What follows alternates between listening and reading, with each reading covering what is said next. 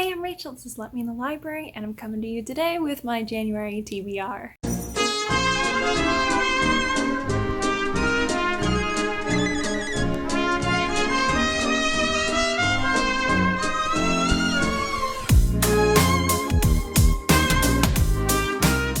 It is a new year, it is 2021, we are leaving all of 2020 in the past, and so it is time for a fresh start, in which I will bring to you some brand new reads that I am going to be picking up this month.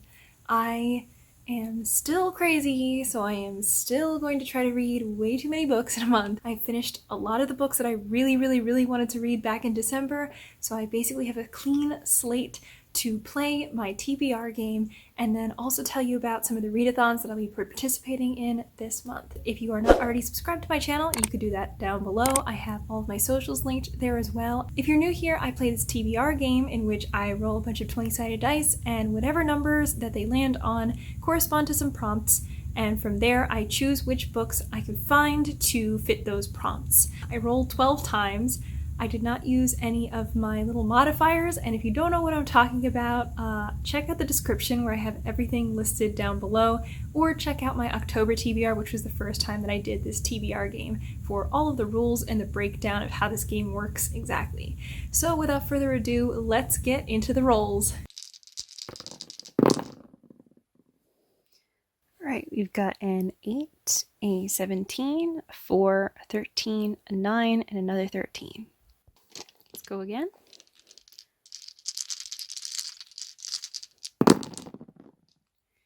Okay, we have, oh boy, a 17, another 17, a, what is that, a 12, a 1, a 10, and a 4. Okay, to start off with, I got a 1, which means that I need to read an intimidating book. And for this, I'm going to be reading Transcendent Kingdom by Yagyasi. This is a book that I have heard amazing things about from all of my friends who have read it. I know Yagyasi is also very well known for Homegoing. Everybody seems to love that book as well. I think I'm a bit intimidated understanding what the premise is because it's a topic I'm very interested in, but I'm also very wary about. This book is about a Ghanaian family that lives in Alabama, and the main character is studying neuroscience, I want to say, and she unfortunately is now dealing with the grief of having lost her brother who overdosed, and now her mother is very depressed and I think nearly suicidal and is staying in bed all the time, and our main character decides that she is going to use the power of science to heal her family, but she also is looking to her youth when she believed in faith, and that was enough to get her through. And it is a balance of science and faith and finding maybe a happy medium between the two. I don't per se think that I'm like afraid of this topic, but I just think it's something that makes you examine yourself a little bit deeper. So I rolled 2 4s, which means that I had to roll some 4-sided dice. 1, 2, 3, 4. Let's see what we roll. We got a 3, which means I'm going to be reading Me and White Supremacy and An Elderly Lady is Up to No Good. Okay, we're going to give it another shot. All I did was replace this one pile with Fullmetal Alchemist Volume 1. I know it's not a lot, but that's what makes it interesting, right? So let's do it one more time. I got a 2, which means I'm going to be reading The Luminous Dead and Surrender, White People. And these are the ones that I am reading. So I am going to be reading An Elderly Lady is Up to No Good and The Luminous Dead. And I'm also going to be reading Surrender, White People and Me and White Supremacy. An Elderly Lady is Up to No Good is a book that I picked up a very long time ago and never really got around to finishing. It is very cute and small. Look at this cover. It is adorable. Anyway, this is about an old woman that kills people. I think that the real premise of it is that she's just like, leave me alone. And everyone's like, no. And she's like, I'll kill you then. Next up is The Luminous Dead by Caitlin Starling. This is a book that was recommended to me by my library, and it's about this woman who enters this expedition in a cave. As it turns out, she is not who she said she was because she tricked her way onto the team, not actually having as much experience as necessary, but this is a really well-paying gig, so she wants it so she can get the money and get off world. But also this team of people that should be helping her out actually just consists of one woman, and it seems like that woman might have ulterior motives. Next up, we have Surrender, White People. So I read a book by D.L. Hughley in the past. I read How Not to Get Shot and Other Advice from White People back in the summertime, and I had so much fun with it. It was really, really funny, and it read like a stand-up comedy act in a book, and it's all about racism, but it's kind of like the comedy to get through tragedy sort of style. It's very satirical. That was what that book was like. So it was funny, but it was also like, damn. So I feel like this book is probably going to be kind of like the same thing. Surrender, White People. You've oppressed others for 400 years, but now history has a surprise for you. You're about to be a minority yourself. Yes, the face of America is getting a lot browner, and a reckoning is coming. Black and brown folk are not going to take a back seat anymore. It's time for whites to lay down their unjust privileges and sue for peace while the getting's still good. Lucky for America, D.L. Hughley has a plan. Hope you brought a sense of humor because this is gonna sting. On the eve of America becoming a majority-minority nation, D.L. warns, the only way for America to move forward peacefully is if whites stare their history in the face, put aside their visions of superiority, and open their institutions so they benefit everyone in this situation.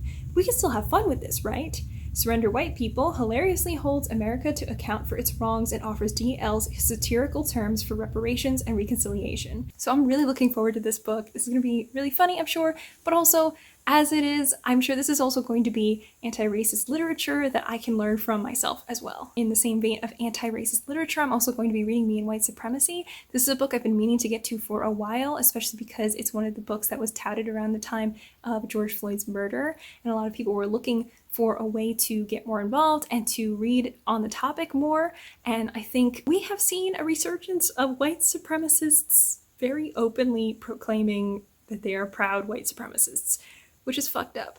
But at the same time, it's also generally a reinforced system. So I think this book will be amazing to actually work through that, because there's actually kind of like a workbook set up in this book. It's a 28-day guide to work you through your relationship with white supremacy, to see what we can do about it as white or white passing people. A big part of being an ally and being an accomplice is doing the work, and a lot of people do not know where to start. I've often felt that way myself before I really started getting involved. On to the next roll. I rolled an 8, and for this I get to read a very popular young adult book. So I'm going to be reading A Court of Mist and Fury. I read ACOTAR last month, and oh boy, I had a time. Next up, I rolled a 9, and for this I get to read an adult science fiction fantasy, and I picked A Long Way to a Small Angry Planet. I have been really looking forward to reading more Becky Chambers after loving To Be Taught If Fortunate. It was my favorite book of 2020, and I am thrilled to get back into Becky Chambers' writing, and yet I'm also scared, because what if I don't love it as much as I love To Be Taught If Fortunate? But that's also how I felt before I read To Be Taught If Fortunate. The point is, that's what I'll be reading. There is a read-along that's also going on for the Wayfarer series that starts now and leads up to the next book that's coming out. So I'm going to be reading A Long Way to a Small Angry Planet, and I'm also going to be reading Close and Comet Orbit. I don't know what dice roll that's supposed to be for. I just want to read it. I barely know what The Long Way to a Small Angry Planet is about. All I really know is that it is a found family. They are traveling around in space. I assume it's kind of like Firefly, which I really liked. So I'm looking forward to it. I'm just a little scared, that's all. Next up, I rolled a 10, and that means that I played the Bookabalathon board. This means that I'm going to roll these two 20-sided dice, and whatever they land on, that will be the space whose prompt I will follow. I know that sounds very complicated. It's not, I promise. Okay, here we go. Okay, let's do math. 5 plus 11 is 16. Middle grade. Oh, that's perfect. I actually did the math right this time. I got a middle grade read, and for that I'm going to be reading The Penultimate Peril, which means this is the penultimate book in a series of unfortunate events. Can you believe it? We've made it all the way here. The later books are some of my absolute favorite books in the world, period, and I'm so looking forward to this. I'm buddy reading this with Aline from Pygmy Puff Reads. Next I rolled a 12, which means that I'm going to read an author that's new to me, and so I'm going to be reading Lore by Alexandra Bracken. I know that Alexandra Bracken wrote a bunch of other books. I literally don't know what any of them are or what they're about, but I vaguely know what Lore is because it's our book pick for the Whiners Book Club this month. This month in January, we're going to be doing our discussion over on Manda's channel. I'll have the information for all of that linked in the description and also the live show link whenever that becomes available. I'm very excited about this book in general because I do enjoy Greek mythology, and I do believe that this has something to do with the Greek gods who every 9 years are forced to walk the earth as mortals, but during that time they are often attacked by people who want to take their place as the gods. I always like those kind of battle, fight to the death sort of things in stories. I think that'll be very interesting. Mixed with Greek mythology, you know, what's not to love? Next up, I got 2 13s, which means that I'm going to read 2 sequels, and those are volumes 2 and 3 of Red River. I am actually rereading Red River right now. This is one of my favorite manga in the world. It is really, really fun. It is all about Anatolia, which is this older empire from 1400 BC, I want to say. And this is about a young girl named Yuri, and she is from modern-day Japan. And she gets dragged back in time to the Anatolia Empire, and there she realizes that the queen, she wants to use Yuri's blood in a sacrifice because that way she can curse all of the princes that are in line to inherit the throne before her son, because the queen's son is last in line to inherit the throne. So she needs the blood of a pure virgin, and it turns out that Yuri is a pure virgin. It's okay. I know that you know where this is going. I'm trash for it anyway. She also meets this lovely prince who is fine. He rescues her when she really needs it, but she also is able to eventually prove herself as this very independent, wonderful person who doesn't really fall for his charms, even though he's such a playboy, and she is just really looking for a way to get back home to Japan. I'm hoping that it still holds up because I read this like 10 years ago, but I always have a lot of fun with it. So this is the first book. I have already read this. I'm going to be reading the second and the third for my 2 13 rolls. Okay, I also rolled 3 17s, and 17s are my 5-star predictions. I have not been so good with 5-star predictions lately. I feel like every time I say it's a 5-star prediction, it is a 3-star or a 1-star. It's not great. So I picked some books I really think I'm going to love this time. The first one is Goddess in the Machine. This is a book that I was recommended by my friend Sasha from the Redhead Reader. I have had my eye on this book for a while, and I'm really, really interested in it. It's about this girl who is put into cryogenic sleep because she and the rest of her family and all the people that she knows are going to travel to a different planet in which they will start a colony there and build a civilization. So she is in cryogenic sleep for 100 years with everybody else, but as it turns out, when she wakes up, she realizes that she wasn't in cryogenic sleep for 100 years. She was in cryogenic sleep for 1,000 years! What? Everybody that she knows and loves is dead from hundreds of years ago, and this entire civilization that she's looking at doesn't look familiar at all. And strangely enough, when they look at her, they think that she's a goddess because they don't really understand what all this technology is. So she like plugs a medical robot back in, and they think that she has brought an angel back to life because that's how they've been treating the robots and the technology around them. So seeing her, they think that she's actually a literal goddess, and they begin to worship her. But she is really just sort of dealing with this inner conflict of having lost all the people that she cares about, and now dealing with this very strange, pedestal that she is now put upon. So I think that's going to be really interesting. I know Sasha loved that book. The second one that I picked out is Empire of Gold. This is the third book in the Dababad trilogy. I'm so excited about this. I rated the first 2 books 5 stars, so I'm pretty sure the last one is going to be a 5-star as well. We ended at such a cliffhanger last time with Kingdom of Copper, and I am shooketh. Okay, I need to know what happens next, and I am absolutely thrilled about this. The last one that I picked out is Alatsoe. This is a book that everybody has been talking about. It is about this young girl who, I think she's about 17. She has a ghost dog, and she and her family find out one day that her cousin gets murdered, and because she has an ability to speak with ghosts, she speaks with her cousin's ghost, and he tells her who murdered him.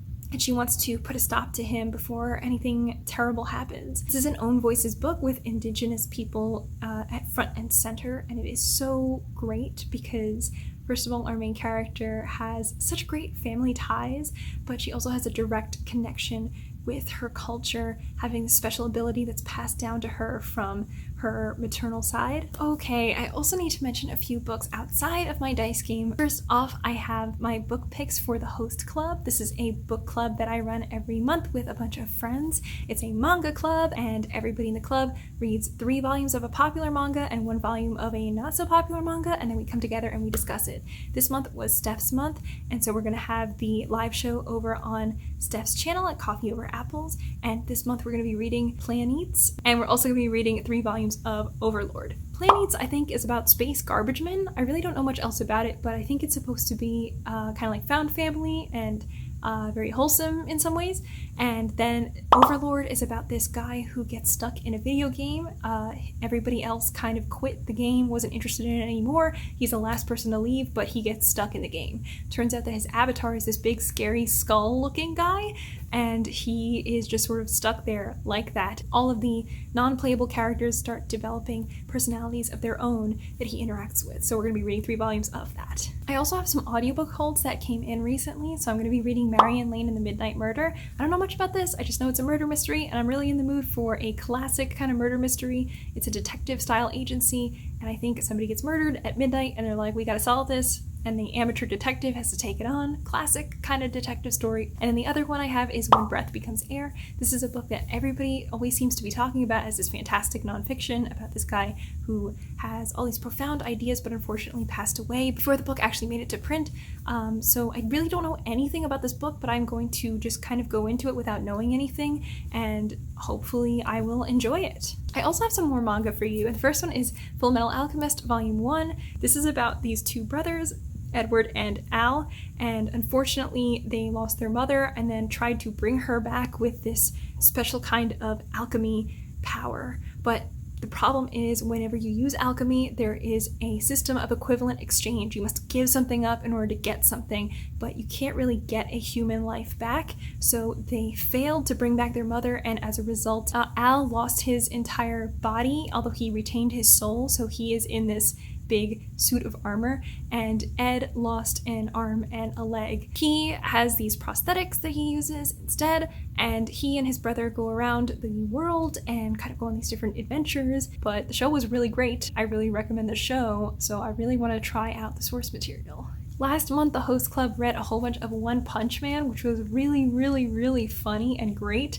And so I'm going to be reading a whole bunch more of One Punch Man that I got it from my library. I have volumes 4 through 9 right here with me, and I have been very excited about this. I was really sleeping on this series for the longest time, and I'm so glad that Kitty convinced all of us to read it, because this easily became one of the funniest, most enjoyable series that I've really picked up in so long.